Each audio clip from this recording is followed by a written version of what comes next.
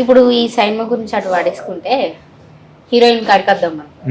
ఇప్పుడు ఆ హీరోయిన్ కి తెలుగు కన్నడ నుండి వచ్చింది కదా ఆమె, రష్మిక మండన. మొత్తం తెలుగులో ఏళ్తుంది అంటారు, ఒక గోల్డెన్ లెగ్ అంటారు కదా, గట్లనేనా? అంటే ఇప్పుడు ఆమె తెలుగు కూడా దాటిపోయింది. ఆమె నువ్వు అన్నట్టు కన్నడ సినిమాతో అరంగేట్రం చేసింది, తెలుగులోకి వచ్చింది. తెలుగులో కూడా ఇంచుమించు ఒక సూపర్ స్టార్డమ్. చాలా సినిమాలు ఆమె యాక్ట్ చేసిన చలో కానీ, భీష్మ కానీ, మహేష్ బాబుతో చేసిన సరిలేరు నీకెవరు కానీ, పుష్ప 1, పుష్ప 2. ఇప్పుడు ఏమైందంటే ఆమె పాన్ ఇండియా హీరోయిన్ అయిపోయింది. ఇప్పుడు చూడు, మన ఇండియన్ హీరోయిన్స్ ఈ మధ్య కాలంలో ఎవరికి లేనటువంటి క్రెడిట్ ఆ అమ్మాయికి. పుష్ప 1 చాలా పెద్ద హిట్, పుష్ప 2 చాలా పెద్ద హిట్, యానిమల్ చాలా పెద్ద హిట్, ఇప్పుడు చావా. ఇలాగా వరుసగా ఇన్ని విజయాలు సాధించిన హీరోయిన్లు చాలా తక్కువ మంది ఉంటారు. ఒకప్పుడు శ్రీదేవి, జయప్రద, అంతకుముందు హేమమాలిని, ఇటువంటి వాళ్ళు ఎలాగైతే ఒక మ్యాజిక్ క్రియేట్ చేశారో ఇప్పుడు ఈ అమ్మాయి కూడా అటువంటి మ్యాజిక్ క్రియేట్ చేస్తుంది. ఇప్పుడు ఈ నెలాఖరికి సల్మాన్ ఖాన్ జంటగా నటించినటువంటి సికిందర్ వస్తుంది. అంటే ఇప్పుడు దాదాపుగా హీరోయిన్ నంబర్ 1 హీరోయిన్ అని చెప్పచ్చు.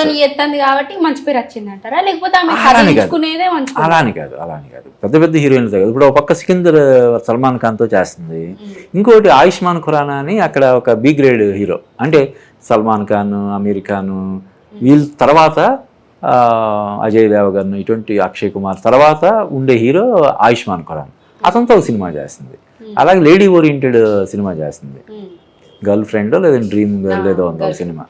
ఇలాగా అంటే బ్యాలెన్స్, ఒక పక్క పెద్ద హీరోలతో సినిమాలు చేస్తూ, ఇంకో పక్క మామూలు కాన్సెప్ట్ ఓరియంటెడ్ సినిమాలు చేస్తూ, హీరోయిన్ ఓరియంటెడ్ సినిమాలు చేస్తూ చాలా బ్యాలెన్స్డ్గా ఆమె వెళ్తుంది. అంత కుబేరా సినిమాలో కూడా ఉంది, నాగార్జున ధనుష్ యాక్ట్ చేసిన సినిమాలో.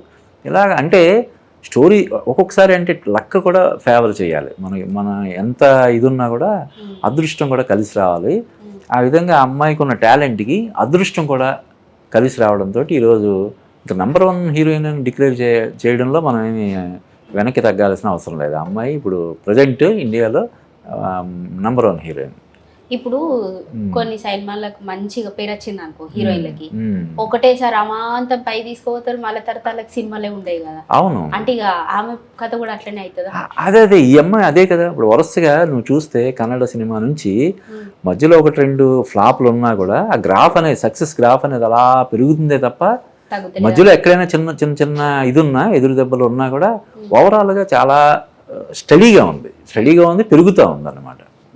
నువ్వు అన్నట్టు కొంతమంది హీరోయిన్లు 1-2 సినిమాలు సక్సెస్ తర్వాత యాటిట్యూడ్ ప్రాబ్లం వల్ల కావచ్చు, రెమ్యూనరేషన్ విపరీతంగా పెంచడం వల్ల కావచ్చు, లేకపోతే కేవలం డబ్బుల కోసం రెమ్యూనరేషన్ ఎక్కువ ఇస్తున్నారని చెప్పి సబ్జెక్ట్ గురించి పెద్దగా పట్టించుకోకుండా ఓకే చేయడం వల్ల కావచ్చు, అలాగా ఎదురు దెబ్బలు తిన్న వాళ్ళు, వెనక్కి వెళ్ళిపోయిన వాళ్ళు చాలామంది ఉంటారు. కానీ ఈ అమ్మాయి యాటిట్యూడ్ పరంగా అటువంటి ఇది లేదు. నీకు ఉదాహరణకి చావా సినిమా ప్రమోషన్స్కి టైంలో ఆ అమ్మాయి ఏదో వేరే సినిమా షూటింగ్లో యాక్సిడెంట్ అయ్యి కాలు నడవలేని పరిస్థితి వచ్చినప్పటికి కూడా కుంటుకుంటూ అక్కడ బాంబేలో ప్రమోషన్స్ కానీ, ఇక్కడ మన హైదరాబాద్లో కానీ వచ్చింది కుంటుకుంటూ.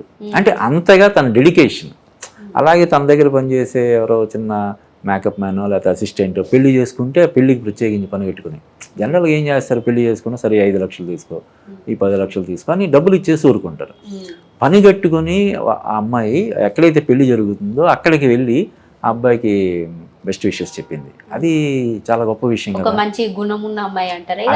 అంటే ఒక సక్సెస్లో ఇవన్నీ కూడా చాలా కీలక పాత్ర పోషిస్తాయి. కేవలం అందం వల్ల, కేవలం దీనివల్ల కాకుండా ఓవరాల్గా యాటిట్యూడ్ కూడా చాలా కీలక పాత్ర పోషిస్తుంది. ఆ అమ్మాయికి అది మంచి యాటిట్యూడ్ ఉందని మనం చెప్పచ్చు. ఇదంతా సరే కానీ ఇప్పుడు మొన్న ఒక సమావేశానికి పోయిందట ఇంకో, అయితే ఆడ కాంగ్రెస్ వాళ్ళు ఉంటారు కదా, కర్ణాటక వాళ్ళు బాగా ఇబ్బంది పెడుతున్నారంట. అంటే ఒక్క ప్రమోషన్ కో దేనికో మరి పిలిస్తే రాలేకపోతే ఇక నేను హైదరాబాద్ దాన్ని, నేను ఇక్కడ దాన్ని కాదన్నట్టు ఏదో మాట్లాడిందట.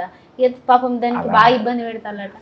అక్కడ ఏం జరిగిందండి, మొన్న బెంగళూరులో ఇంటర్నేషనల్ ఫిల్మ్ ఫెస్టివల్ జరిగినప్పుడు అక్కడ లోకల్ ఎమ్మెల్యే వాళ్ళ వాదన ఏంటంటే, మేము చాలాసార్లు రష్మిక మందన్న మా అమ్మాయి, కన్నడ అమ్మాయి కాబట్టి ఆ అమ్మాయి వస్తే బాగుంటుందని చెప్పి మేము ఆ అమ్మాయిని ఇన్వైట్ చేశాము, కానీ ఎన్నిసార్లు ఇన్వైట్ చేసినా కూడా ఇప్పుడు ఫంక్షన్కి రాలేదు అని చెప్పి దాని మీద ఆయన మీడియా ముఖంగా కామెంట్స్ చేశాడు.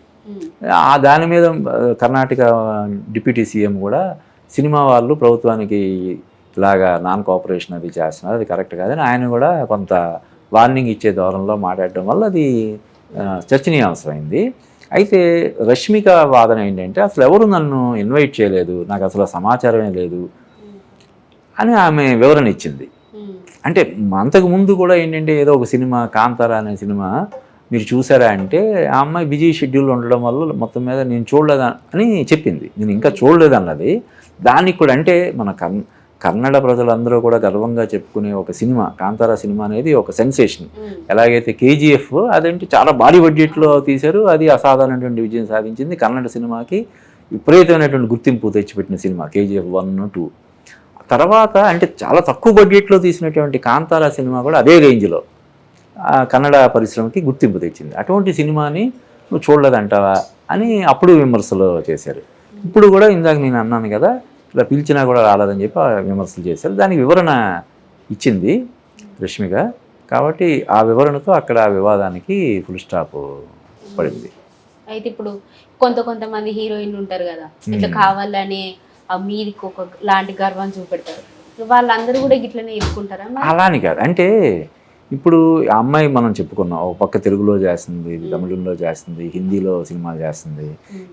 ఇన్ని సినిమాలు చేసేటప్పుడు ఈ షెడ్యూల్ అనేది ఎప్పుడో దాదాపు ఒక 6 నెలల క్రితం, సంవత్సరం క్రితం ఫిక్స్ అయిపోతాయి కదా. ఇప్పుడు భారీ బడ్జెట్ సినిమాలు అంటే ఒక 20 మంది 30 మంది ఆర్టిస్టులు సినిమాలు డేట్లో ముందే వాళ్ళు ఫిక్స్ చేసుకుంటారు. సడన్గా వెళ్ళి నాకు పలానా రోజు మీరు రావాలంటే రాలేని పరిస్థితి ఉండొచ్చు కదా. మనమే సడన్గా ఏదైనా అంటే వేరే చిన్న పని ఉంది ఇప్పుడు రాలేనని చెప్తుంటాం కదా జనరల్గా.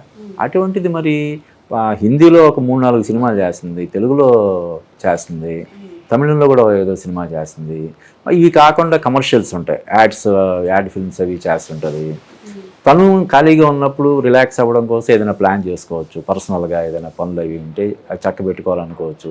వీటన్నిటి మధ్యలో సడన్గా వెళ్ళి నాకు పలానా రోజు ఇలాగ ఫంక్షన్ ఉంది మీరు రావాలంటే రాలేకపోవచ్చు కదా. అది రష్మిక కావచ్చు, ఎవరైనా కావచ్చు.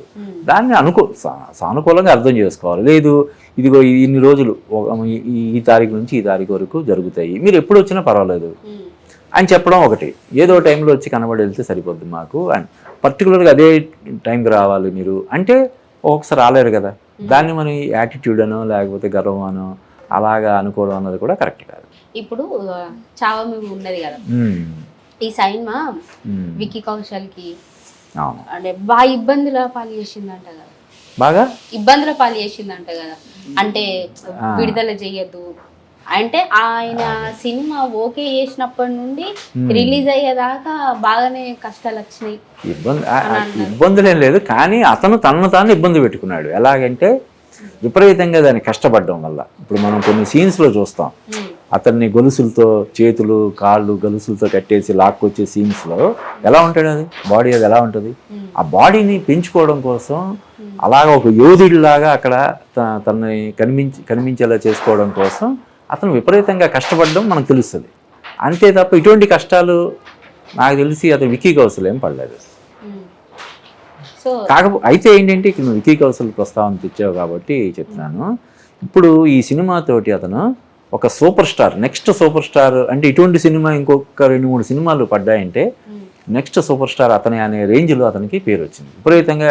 నిన్న మొన్నటి వరకు కూడా విక్కీ కౌశల్ అంటే ఎవరు కత్రినా కైఫ్ని చేసుకున్నాడు అతను, లేదంటే ఏదో యురి అనే సినిమాలో యాక్ట్ చేశాడు అతను అని కొంచెం చిన్న స్థాయిగా ఉండే గుర్తింపు ఈరోజు దేశవ్యాప్తంగా అతని పేరు మారుమోగేలాగా. ఆయన వేషం కూడా సినిమాలో మొత్తం శంభాజీ డిట్ ఉన్నట్టే కనిపిస్తుంది. అవును, చాలా కష్టపడ్డాడు అతను. కష్టానికి తగ్గ ప్రతిఫలం ఇప్పుడు ఈరోజు అందుకుంటున్నాడు అతను. ఈవెన్ రష్మిక కూడా ఇప్పుడు మనం ఇందాక చెప్పుకున్నాం యానిమల్, పుష్ప 2 ఈ సినిమాల్లో ఏంటి కొంచెం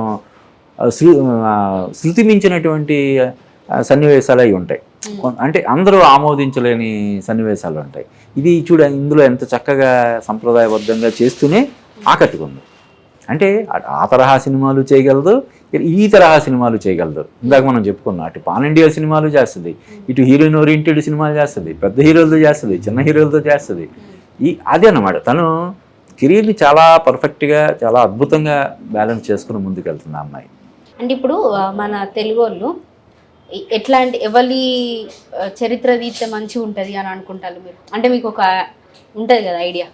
అంటే పర్టికులర్గా ఇలా అని కాదు, ఇప్పుడు ఇందాక మనం చెప్పుకున్నాం ఎలాగైతే అల్లూరి సీతారామరాజు గురించి అండ్ కొంతమంది ఏంటంటే సినిమాగా వచ్చిన తర్వాతే వాళ్ళంత గొప్ప వాళ్ళని మనకు తెలుస్తుంది. ఈవెన్ నాకు కూడా నేను చిన్నప్పుడు అల్లు సీతారామరాజు చూసినప్పుడు అంతకుముందు నాకు పెద్దగా తెలియదు.